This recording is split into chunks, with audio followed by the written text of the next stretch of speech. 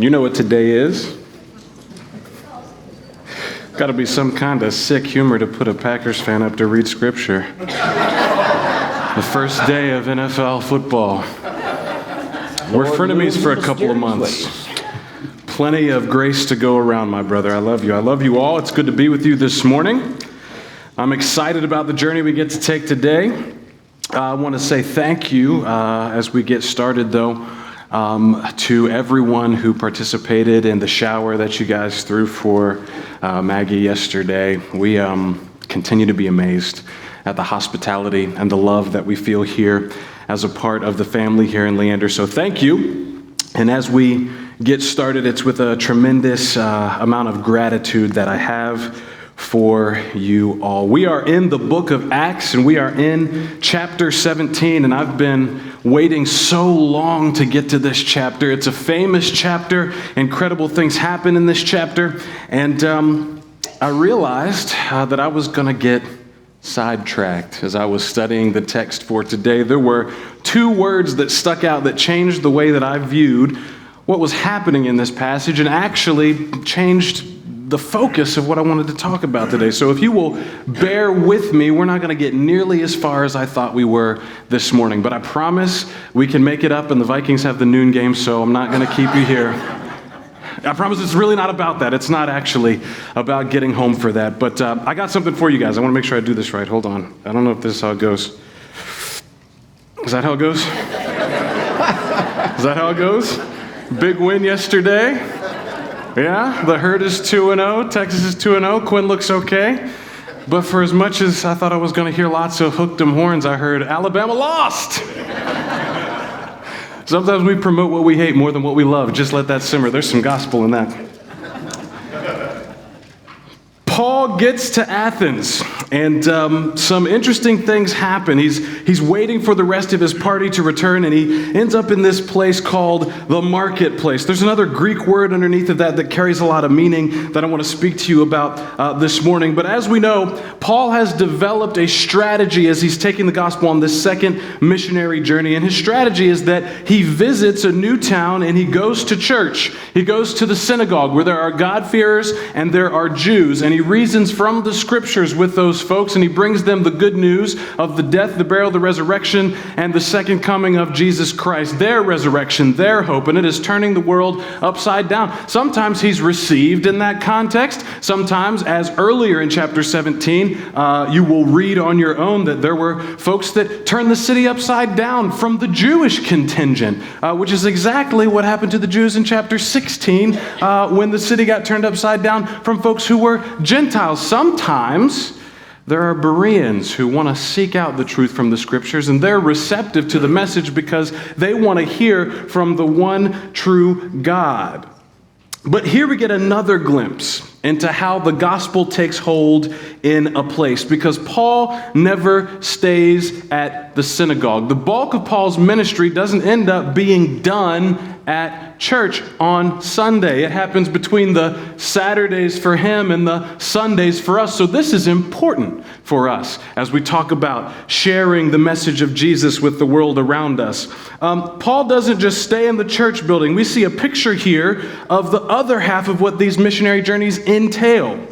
Paul's taking the gospel out the doors to the community around them. He's taking it into the world, and as it were in Acts chapter 17, a vivid picture of taking it into the marketplace. This is an important text for us to sit in this morning, church, because the first question that I was asked when I was introduced to the family and the community here at Leander was, how do we be Jesus to the community around us? And Paul has some words for us about that. When I teach this text, I usually spend most of my time in the back half, because that is the famous sermon that Paul gives at the Areopagus to the Stoic and Epicurean philosophers of the day. It's famous because he dialogues with them in the Greek style, and he breaks down their own worldview from the inside and shares the gospel with them. There's a lot we can learn from that.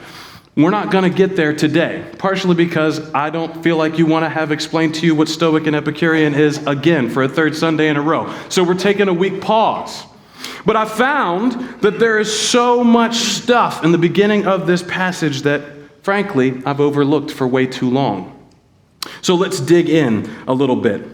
This First issue we want to dig a little bit deeper on is for a few reasons. Two, and the first one is this. What is this marketplace? The Greek agora or agora, depends on who you took for your New Testament Greek or where you got it from. It's not really what we think of when we think of the marketplace. When I think of a marketplace, I think of the place that I go probably when I'm more hungry than I should be and come back with never less than $100 of stuff that I'm not going to use. Target, Costco, H-E-B, you name your place where you like to go and shop. Shopping centers, malls used to be a thing. Now they're retro. Maybe we'll get back to that someday. Everything comes back in style. Maybe the shopping mall will too. Just hopefully not greasy food in the food court. But this agora is a little bit of a different approach to a marketplace. It goes well beyond what we think of when we think of modern shopping or that place that Aladdin runs through stealing apples in that movie, okay? It's much more than that, especially in the Greek and Roman world. It was a place of commerce. Of course, there were goods there, traded, food and commodities, but especially in an urban environment like Athens, it would have been an essential place for folks to be every day to get what they needed for the day. That's a little bit foreign to us, because now I can just open up my phone and Amazon sends it to my door, which I'm really, really spoiled. I just want to confess that to you guys. Soon drones are just going to be dropping all our goods off at the front door. We're going to forget what it was like to have to go to Walmart and see other people and deal with other people. Right? This is what the marketplace in the Greek world was for them. But I want you to think about this for a second. Beyond just the place where they got their goods, you're living in an ancient world in which there were no phones. Let me speak to every demographic here. There was no newspaper. There was no radio. There was no Spotify. There was no podcasts. There was no internet at all. There was no mass media. There wasn't a TV, not even the old one with the rabbit ears and the foil that you could get 3 local stations on. There wasn't an Encyclopedia Britannica. The agora was the place that everyone was, not just to get their food for the day and their goods and their commodities, but it's where they went to get their news when there was no Facebook, there was no Snapchat, there was no TikTok dances. Turns out Athens had a couple of things right. There was no Twitter. It was the place that people relied to see and find out what was happening in town and the country and with their neighbors. It was the main information artery and highway of the city that served as the main cultural and religious capital of the entire Roman Empire. I want to mention that the way that Athens functioned as a major city, when Rome took over, it lost the seat of political power and military power in the empire, but it retained the cultural and religious power. And so if Rome became Washington, D.C., where politics was settled and where wars were planned and where the seat of military power was, then Athens was the place where the culture came from. Athens was the place where religion and that influence was still seated. Right off of this agora, there were theaters for all the arts. There was an open amphitheater. You know, Whit and Debbie were just there, and he's much better to explain what this is like, even in the modern day. And I just have to pause for a second and tell you guys I'm really jealous with Whit about that. I haven't told him to his face. I repent. I'm sad. You lived my wildest dreams. But Athens had a theater district on the side of their normal commerce district, and that means that if Washington, D.C. is Rome, then Athens is Hollywood.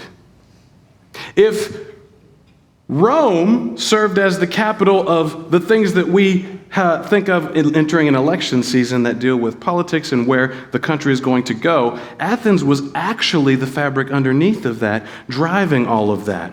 And off the agora was also a financial district where business deals got done, where the power players pulled all of the strings of the city. So if Washington, D.C. was Rome, then Athens was more like L.A. and New York City combined. But even up the hill from the agora was the Areopagus, where the great showdown with Paul takes place. And that was the seat of all of the high thinking and academia in the entire empire. And so if Rome is Washington, D.C., then we find Athens being some crazy mixture of all of your Ivy League schools, New York City, and Los Angeles all at once. This is very much the heartbeat of the Roman Empire of the day. So as we know, It might sound incredibly impressive, the place that Paul steps into, and it certainly was.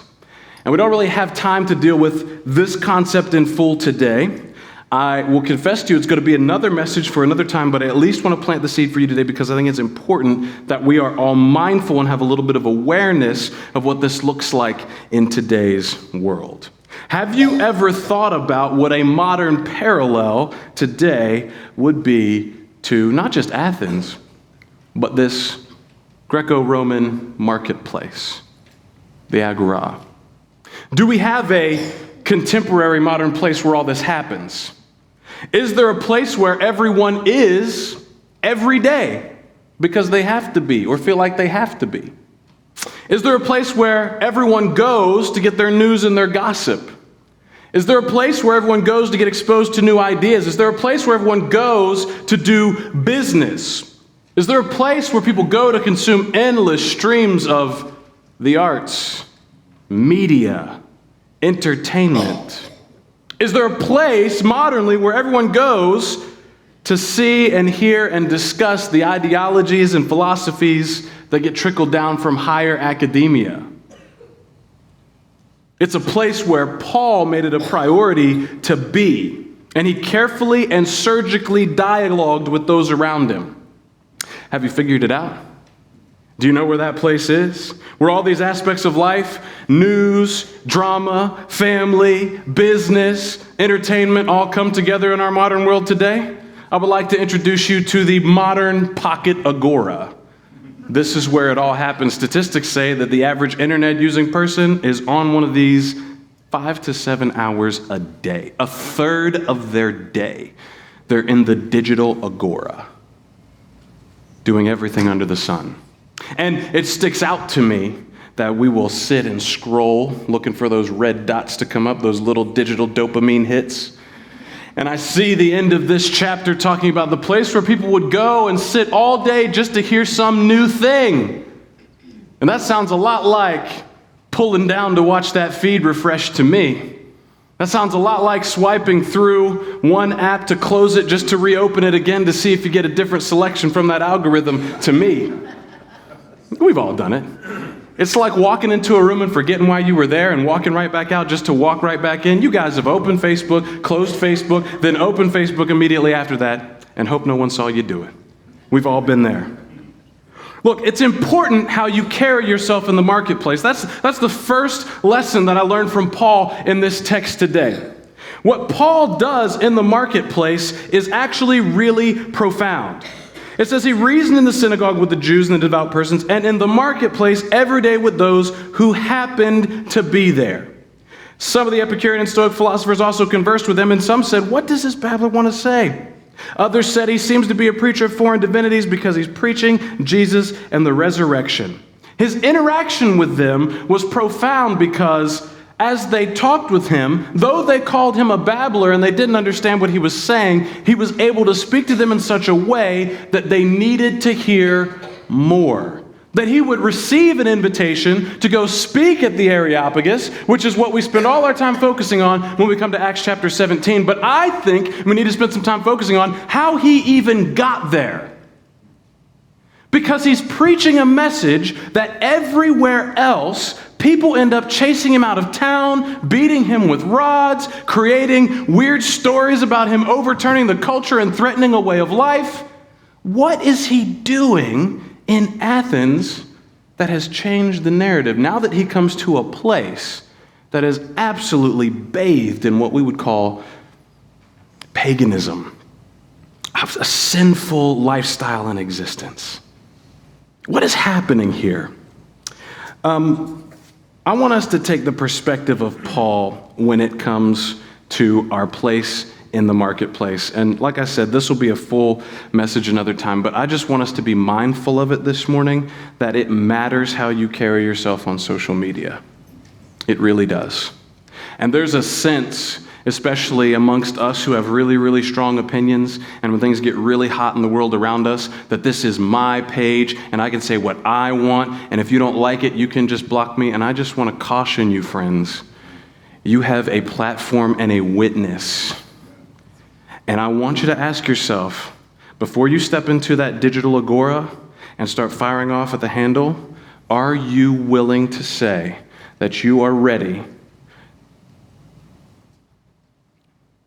Are you ready to give up any future opportunity to possibly share the gospel with this person for an opinion that you feel like you need to share on social media?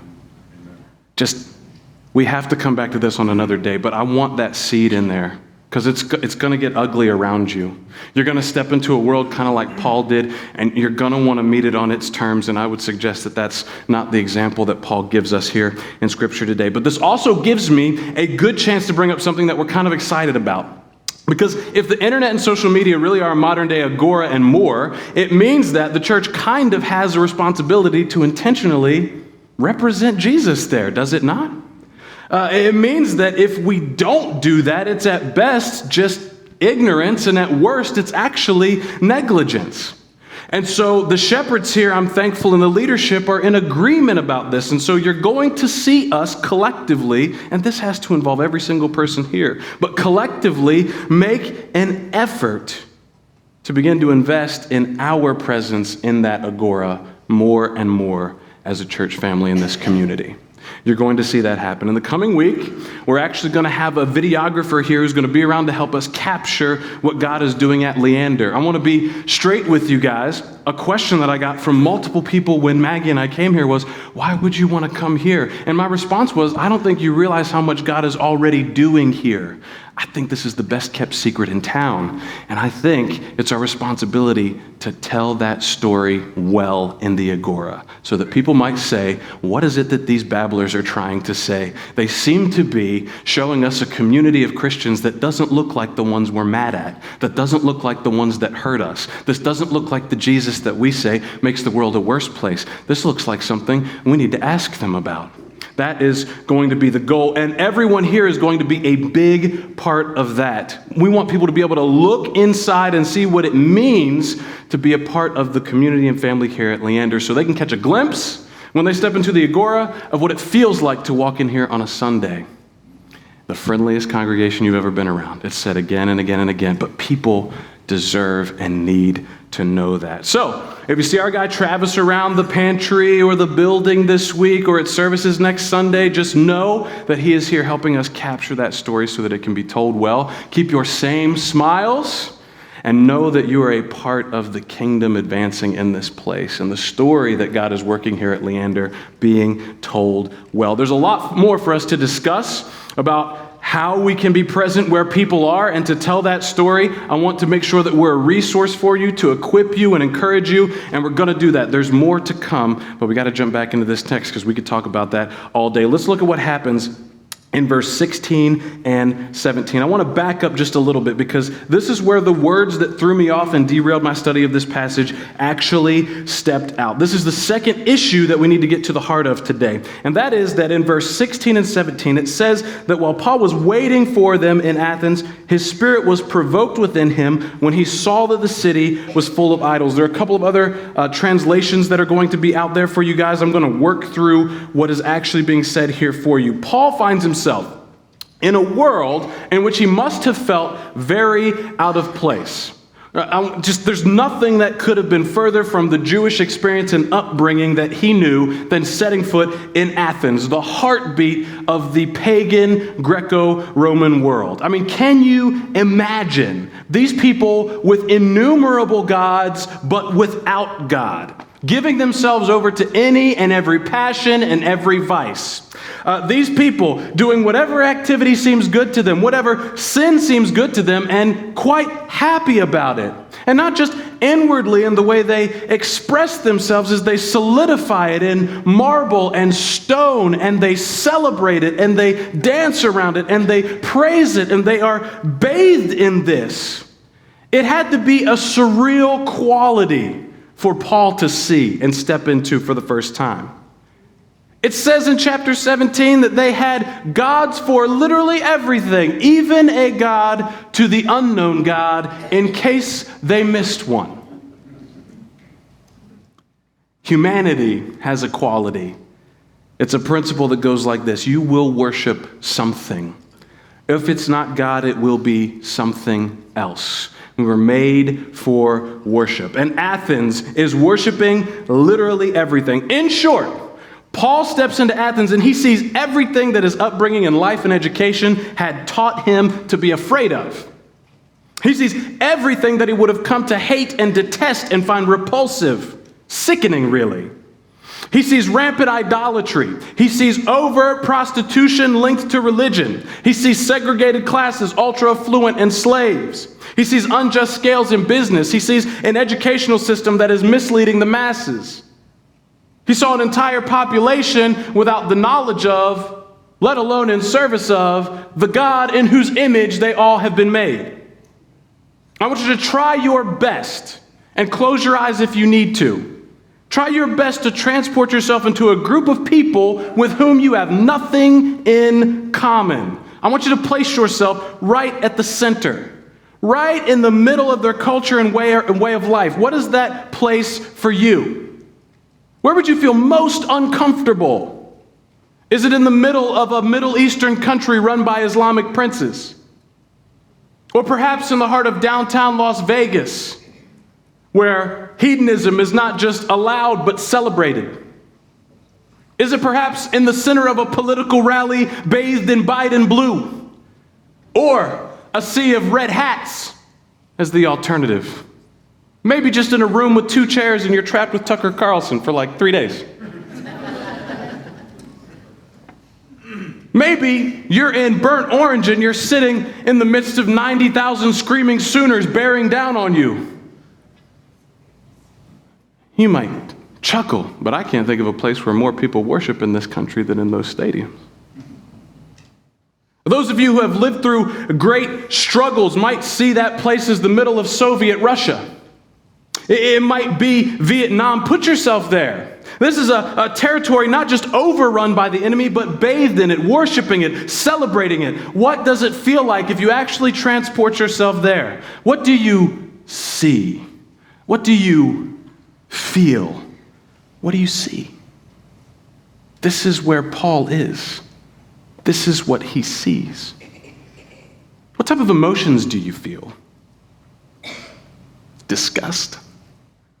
Anger? Rage? Fear? Terror even? Anxiety? What do you see as a misleading question? Because if we stop there, we'll never see what Paul saw. And if we never see what Paul saw, we can never feel what Paul felt.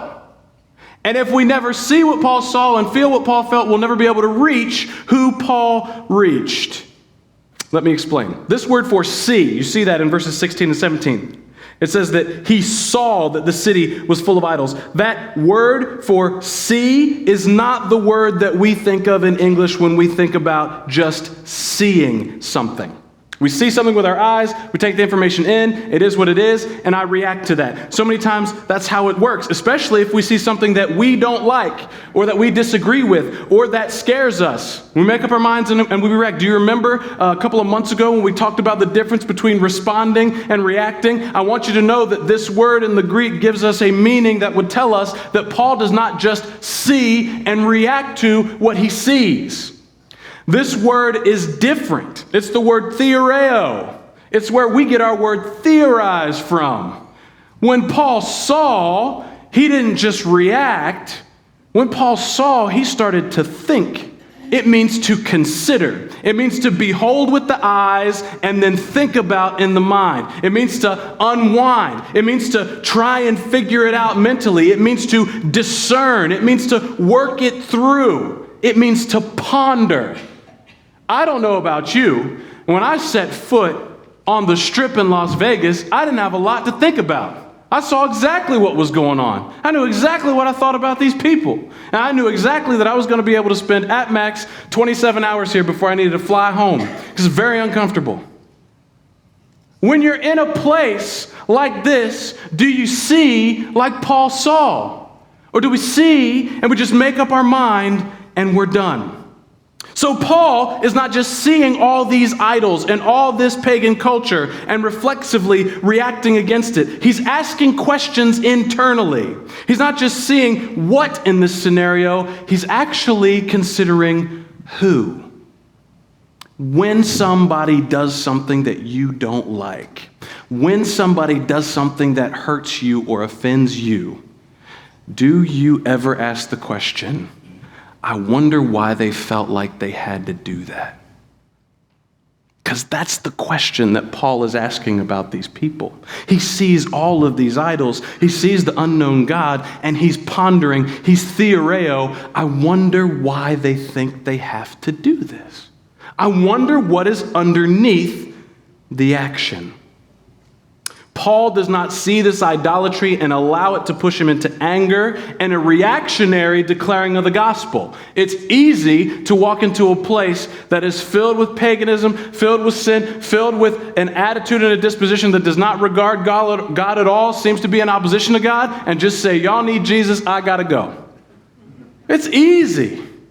This is not Paul's response in Athens.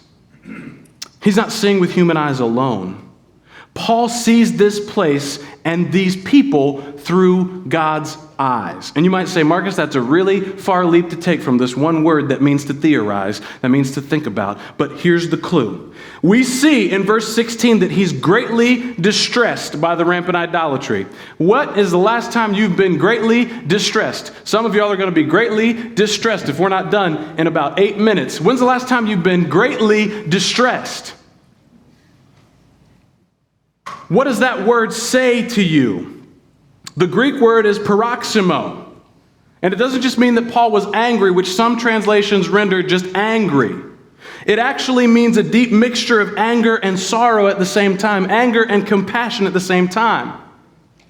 And you don't have to know the Greek to see that Paul was driven to bold witness by a complex feeling, because people are complex.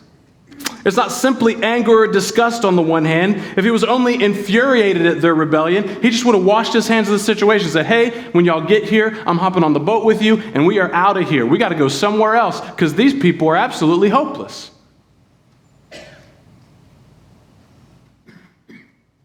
At best, he would have preached with a condescension and a judgment that would have never gotten him invited to the Areopagus to talk to them.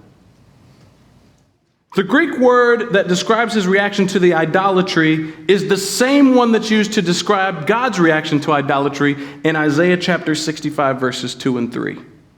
That means that he is seeing through God's eyes, and because he's seeing through God's eyes, he is feeling what God feels when he sees idolatry, when he sees his children destroying himself.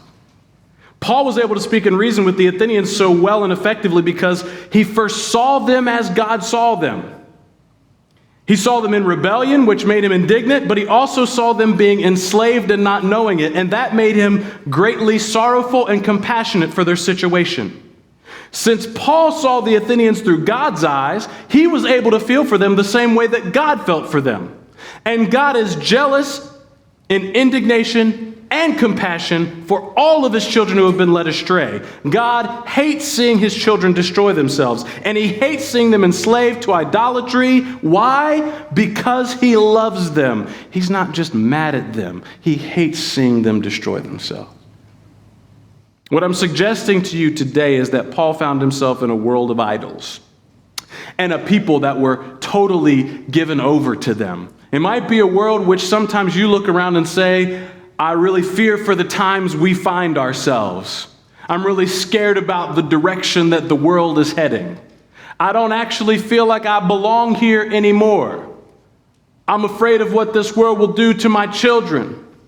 I'm afraid what the next generation looks like. Paul, like you, is in a world that seems to have gone mad.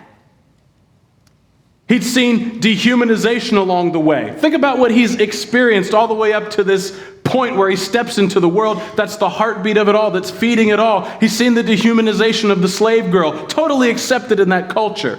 He's seen corrupt systems and injustice, systematic injustice in Philippi. He's seen all of these things happen. He's actually even seen hypocrisy by the Jewish community that he was a part of. Because in Philippi, the Jews were accused of turning the world upside down, and that brought the unjust system against them. But if you read where they get to Thessalonica, it's the Jews that say these other Jews are turning the world upside down, completely in hypocrisy of what happened in the city before. He's been steeped in this culture. He's standing in the center of it all, the heartbeat of this broken culture that would have caused all of this. And he saw the people there, buying and selling and debating and living. And can you imagine for just a second, he did not hate them. That's convicting to me. He didn't disengage from them because he thought they were too far gone from them. He didn't hate them because he saw them through God's eyes. And when he saw them through God's eyes, he loved them. And because he loved them, he was filled with a complex indignation and compassion at the same time. He saw beneath the surface before he spoke to them. This is a good point of consideration for us. Because often when we get indignant about something, we don't actually have complex emotions. We feel the anger, we feel the disgust, and that's it. And what we say comes totally from that source and from that root. I want to caution us this morning in hostile territory that we have to mightily struggle to see people through God's eyes. Because if we don't see other people through God's eyes, we will not feel what God feels about them. And if we act on something that God isn't feeling about them, then what is the source of that feeling? And how well and effective do you think that action is going to go? What do you say to those radically outside yourself? Radically different from you? What do you say to those religions and rituals and lifestyles, ideologies and philosophies that you've been trained to hate?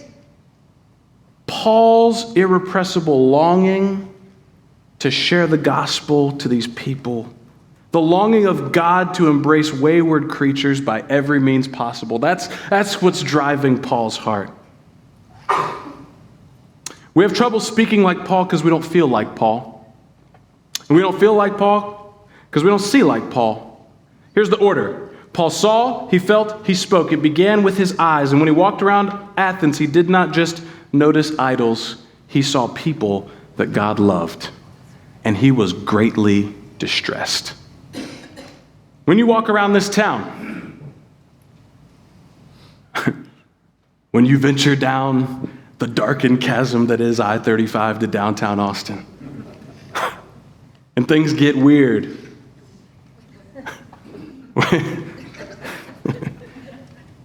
In this world, when you walk around, what do you see? What do you see? And do you stop there? Do you stop at what? And do we become so enraged by what? And so fearful by what? That we never stop like Paul to theoreo long enough to notice the who and the why. When you open that mobile agora today and this week, because I know you're going to do it, some of y'all already are, and I'm going to assume that those are all digital Bibles you're in. Anyone setting last-minute fantasy lineups, putting in your reservation for lunch early?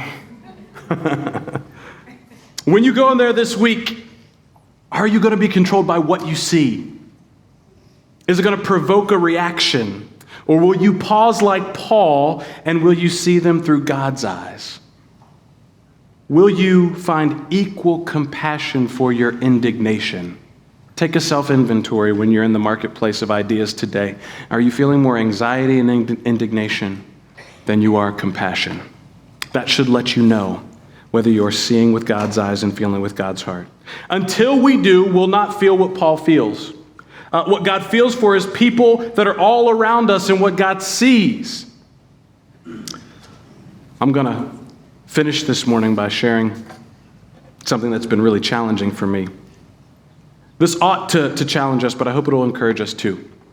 It challenges us because we don't often see people through God's eyes. If we're being honest, we don't really care to.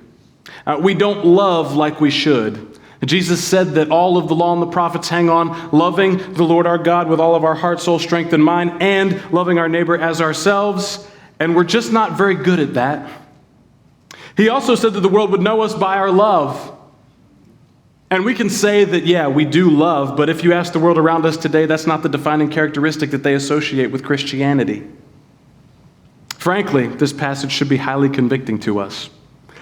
We spent the last week at the New Day Conference, and it was a conference designed around the revolutionary mission of the New Testament church to disciple the nations and to be that light that Jesus calls us to be. And there were so many things that were said that hit hard, but one of them actually came from one of my good friends. His name is Kerry Cox. He runs a young adult ministry for a church in St. Louis. It's not a good neighborhood, but they're having wild success. And it's funny because he's often asked to come and speak at these conferences or do trainings because every church thinks they want young people. They want young adults. And I said, what do you think about always being the guy they call to talk about young adult ministry? And he said, they don't really want to hear what I have to tell them. Most churches aren't willing to do what it takes to see happen what they think sounds nice. And I looked at him for a second thinking that I knew what he meant because that's something that we see in lots of different ways, but he actually said something that went deeper than my expectation. He said, love has to override our fear of people that aren't like us. The people that we pass judgment on are the people that God wants to love on. And we have to get past this idea that the reason we aren't reaching people is anything other than not loving people well. It's a love for God problem, and it is a love for people problem. Kerry didn't know that I was preaching this today.